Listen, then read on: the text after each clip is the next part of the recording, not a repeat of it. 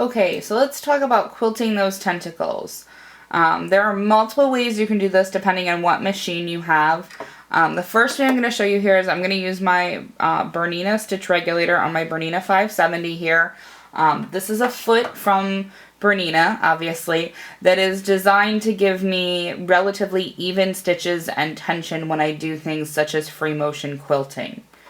So it's also fun to do thread painting and other things like that. I've made myself a little miniature version kind of our tentacles here, so you can see what this is like on a smaller scale, and it's not quite as large as what it would be if I was maybe doing it on my long arm. Now my long arm is different in that I have a stand-up long arm where I actually move the sew head itself as opposed to moving the fabric like I'm going to do here, but the process is similar for both of them. So the first thing you have to do when you're quilting is you have to bring up your bobbin thread.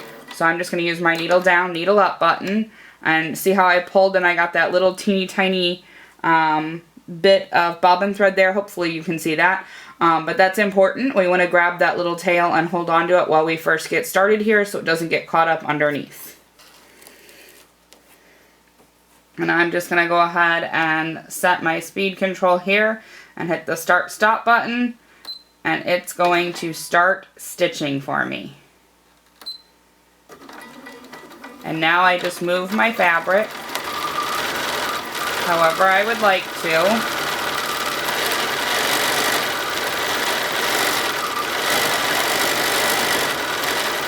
To quilt.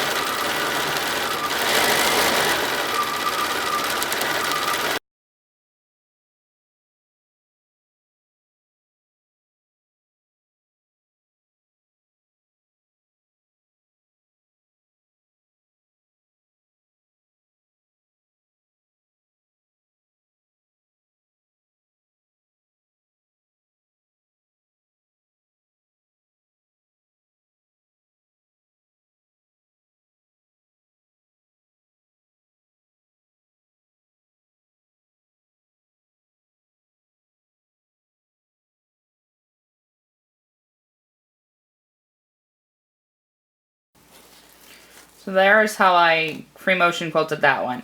I went around everything first, and then I went back and did my little curly cues in the middle. I found that then when I wanted to go back and cut these jump stitches, they were on the top and they were really nice and easy to get to if I already had everything else kind of quilted down. Now mine's a little rough here, yours might be a little rough too, and that's okay because it's all about learning ways you can do different things. So this is one way you could quilt something.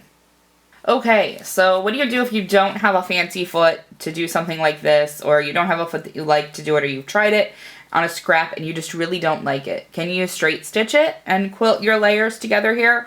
Of course you can. So the only difference I made here was I went ahead and basted this piece of tulle down so it wasn't flipping around quite so much on me.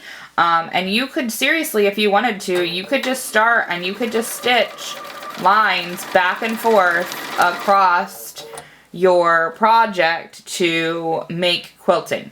And let's go ahead and give that a try.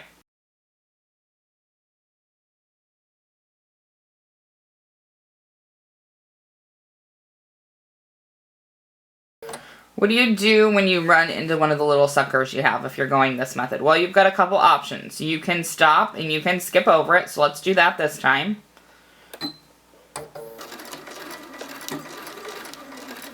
So since I'm just regular sewing, I went ahead and secured my stitch there. I'm going to lift my needle and my presser foot, and I'm just going to slide to the next one, drop my needle back in, sew forward a few stitches, back stitch to secure, and keep sewing till I get to the next one.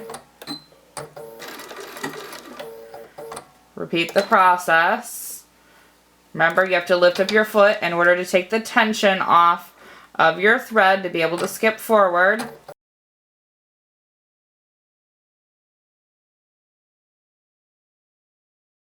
Does the spacing between these rows of stitching really matter? Nope, it's really just whatever you kind of want it to be.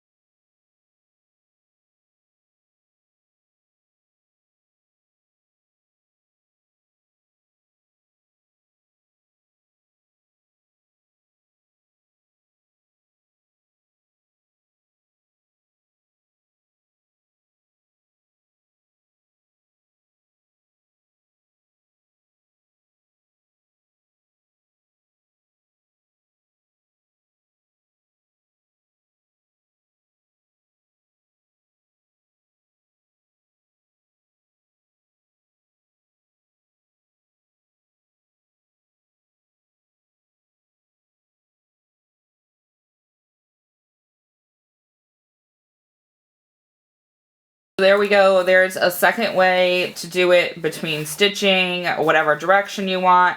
You can stitch around your things. You can put decorative stitching in the middle from patterns. You can use specifically drop stitches. You can use just your regular foot to sew around things, etc. So you can free motion quilt on your regular machine, your domestic.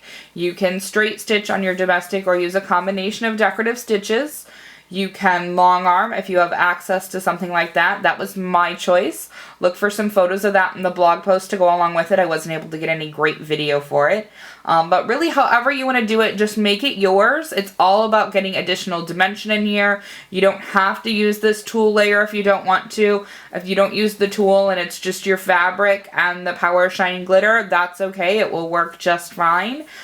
This just gave it an extra layer of dimension and sparkle that I really enjoyed. So let's go ahead and get all of your tentacles quilted off however it is that you choose to quilt them if you're going to quilt, so we can get them all assembled together. The next thing we're going to do is we're going to need to do some edge stitching around our tentacles so we can see from the back side to be able to layer up our sandwich to get our back and what's going to be on the other side here to match and work out together.